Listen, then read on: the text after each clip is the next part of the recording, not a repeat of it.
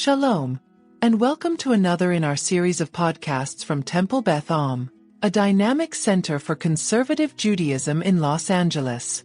This is a recording of a Shabbat teaching with Rabbi Rebecca Schatz. The sheets that many of you have in front of you or that you're sharing with the person next to you have a lot of sources on them, and I'm just going to tell you right now, we're going to do like 2 sources. We're not going to do them all, but I wanted you to be able to see the process through which I hope we get from the beginning to the end. And I'm actually going to give you the ending before we start. And that is that what we're going to talk about today is the way in which we go on journeys. And the fact that when you plan a trip in such a way that you know where you're going, but you don't know what's going to happen there. You know what restaurant you might have a reservation at, but you don't know what you're going to eat, and you don't know that you'll enjoy it. You hope you enjoy it, I guess. But you don't know what's going to actually happen on the journey, even though you plan it. You plan for this trip. You plan for parts of your life. You plan to take steps along a real or a proverbial journey, but you don't actually know what's going to happen along the way. And what we see in our Parsha today is that part of the magic, part of the intentionality around all of these journeyings is that they were able to be present, and they also knew that they were planning for something. So we're going to talk about how we get from the prep of a journey, the getting onto an itinerary, so to speak, and then actually arriving at the destination and what that does for the meaning behind the enjoyment of the journey that you are on. Okay, so that's where we're going to end up. Now you can take a nap if you'd like, because I'm going to walk you all the way there. All right, so there are 3 different points in Parashat Maseh that I want us to look at, and I've put them on your sheet. They're on the first page. The first one is the beginning of the Parsha. Ele Maseh v'nei Yisrael asher yatzu me'eretz Mitzrayim letziv otam b'yad Moshe v'Aharon. So these are the goings out, the journeyings of the Israelites who started from the land of Egypt, troop by troop, in the charge of Moshe and Aaron, literally by the hand of Moshe and Aaron. Vayichtov Moshe et motzehem. And Moses wrote out their goings out. It says here in the English their starting points, but as we know, yatzah means to go out. So the way in which they left or they went out from a place, lemasehem. Al pi Adonai ve'ele masehem lemotzehem. So he recorded these goings out of their various journeyings as directed by God. Their journeyings and it's adding in here a little bit of English by starting points were as follows, right? So this was a way of these journeys being recorded. If this was the only verse that we looked at, what would you imagine would come after this? A list of places. Great, which actually is what comes after this. But it's not just the places that they go. What else is involved, for those of you who might have read Torah today or just followed along? What happened? Okay, so some of that, and we're going to see that in just a moment, some of the places where they stopped actually had stories associated, but what we're going to look at in a moment through a commentary is that it wasn't just the name of the place, but the name that the people gave the place. So it wasn't just, I went to La Cienega and Olympic, it was, I went to Shul, right? I went for a davening experience. I didn't just go to a location. So what Moshe was actually recording was not the locale, was not the GPS marker, but rather the experience that they had or that which happened there. Everyone understand how I'm differentiating those things? Okay. So the second cluster of verses here that we're going to look at is from one of these moments that Alan just alluded to. They set out from Kadesh, they leave from Kadesh, and they encamp at Mount Hor. And Aaron, the priest, ascends this mountain at the command of God, and he dies there. So why is it important that this piece is being told in the journey narrative? Aaron's Moses' brother. He's one of the main characters. Who's that person? Great. Right, he's a priest, he's a main character, he's Moshe's brother. It's good for us to know what happened to him specifically. But why is this now being mentioned in an itinerary? Right? Why is it that we need on this itinerary list, basically, that we're reading through, why is it important to us to know that this happened along the way? Great. So Justin's saying maybe this, he's asking it as a question, I'm going to make it a statement, but does it actually name this because then we know what happens afterwards? Not in this particular verse, right? It doesn't happen right here, but that is partially the reason. The reason for us to, do you want to add to it really quickly? No, go ahead. Fabulous. So I'm going to combine those two, but Mike Harris is going to say something first. Oh, interesting. Okay. Great. Okay, so I'm going to do those two comments, then we'll get to yours, Mike. So the idea that we needed to know that something happened in this particular place is not so that we could then spend many, many moments talking about the future of leadership or going into the emotional toll that this took on the people. That happens in a different part of our Torah, but rather because we needed a meaning for the different place that we had landed.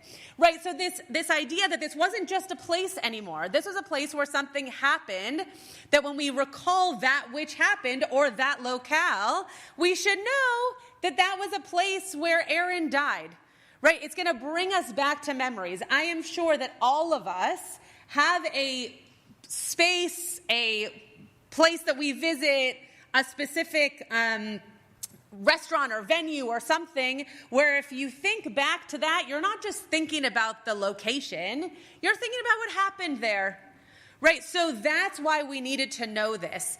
It's important, and it's listed elsewhere in the Torah that Aaron died and how the people felt about it. But the reason that it's important in this particular moment in this parsha, in this itinerary I'm calling it, is because it's important for the people to know that, to Mike's point, we're getting to the end of a journey, and we also had meaning in this place to know how we were going to continue on. His death provided a marker for how this itinerary was coming quite literally to life and metaphorically to life. The last part of this parsha, that takes up quite a bit of the parsha, but I'm just bringing in a few verses, are these idea of arei miklat, of cities of refuge. And the reason I bring it in here, though, of course, this part of the Parsha could have a lot of sermons written about it and spoken about it, but the reason I'm bringing it up here is because it no longer was a journeying point. It was something to prepare for. It was something that the people had to actually create and prepare themselves while on the journey for the destination. So every other spot that we've spoken about so far and that we read about in the Parsha is a moment along the journey. Yes, Aaron dies in one of the places, and that's of special note.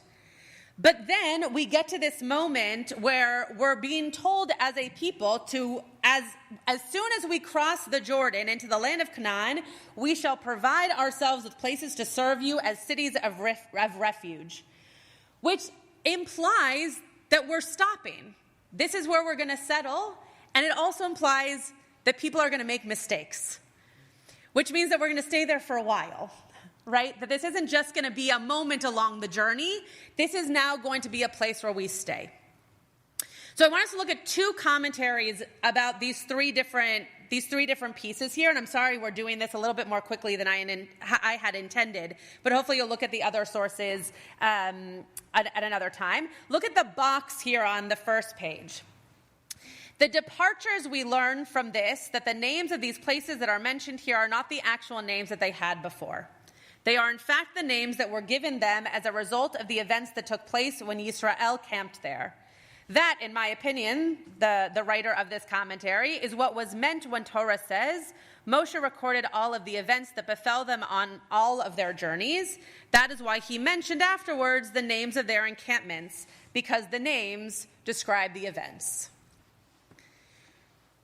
So when we go on trips, maybe you just got back from the Beth Am trip, you saw an itinerary, you saw places, you saw that you were going somewhere that had a name.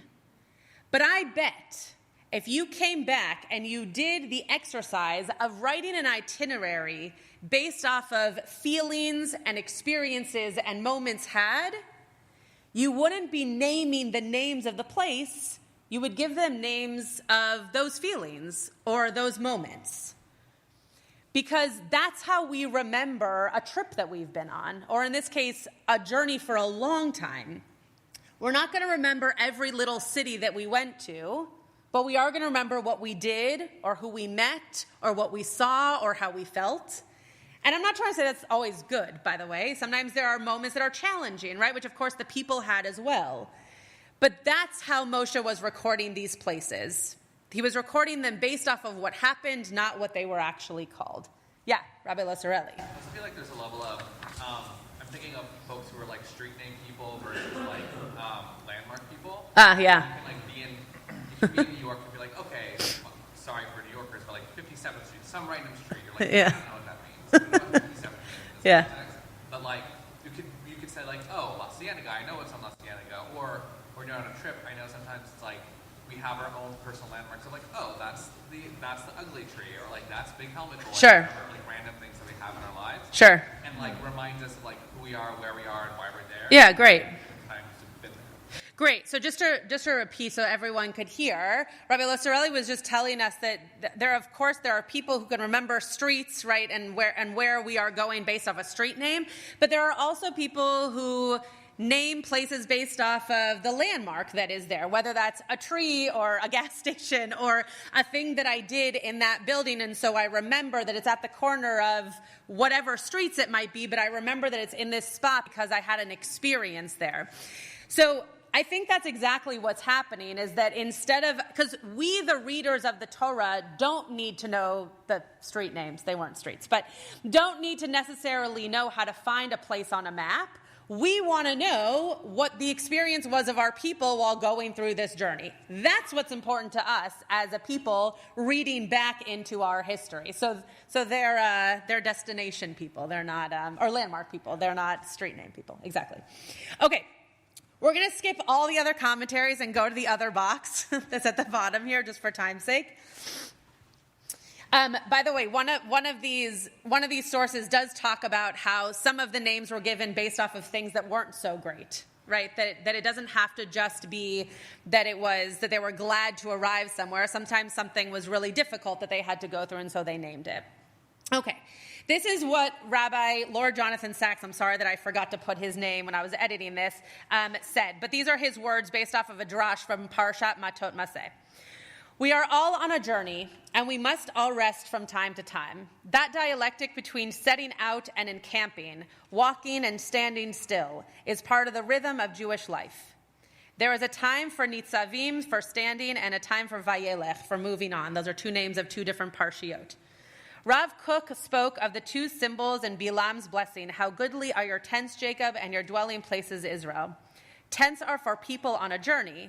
Dwelling places are for people who have found home. In life, there are journeys and encampments. Without the encampments, we suffer burnout. Without the journey, we do not grow. The late Rav Aharon Lichtenstein, Zichrono Livracha, once gave a beautiful shiur on Robert Frost's poem, Stopping by Woods on a Snowy Evening, with its closing verse. The woods are lovely, dark, and deep, but I have promises to keep and miles to go before I sleep. And miles to go before I sleep. The poet is enchanted by the aesthetic beauty of the scene, the soft silence of the falling snow, the dark dignity of the tall trees. He would love to stay here in this timeless moment, this eternity in an hour. But he knows that life has an ethical dimension also, and this demands action, not just contemplation. The poet has stopped briefly to enjoy the dark wood and falling snow. He has encamped. But now, like the Israelites in Maseh, he must set out again. Hence the life-changing idea. Life is a journey, not a destination. We should never stand still. Instead, we should constantly set ourselves new challenges and take us out of our comfort zone. Life is growth. What I hope you got out of these three different parts in Parshat Maseh is that it is important for us to have itineraries. It's important for us to know an idea of where we might go, of what we might see, of places we might visit. But the end piece of that preparation of when we actually find ourselves somewhere is also important.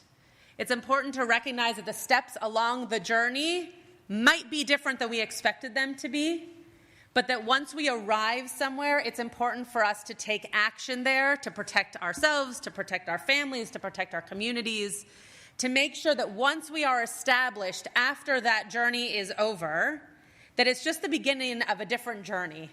It's not the end of the journeying, it's just the end of that itinerary. And so now that we've gotten to a destination, we have to recognize what's the next step, what's the next itinerary to build, and what are the next steps along our journey. You've been listening to another in our series of podcasts from Temple Beth Am, a dynamic center for conservative Judaism in Los Angeles. If you enjoy these podcasts, we invite you to write a review on the Apple Podcast website or wherever you get your podcasts. For more information on Temple Beth Am, Los Angeles, please visit www.tbala.org.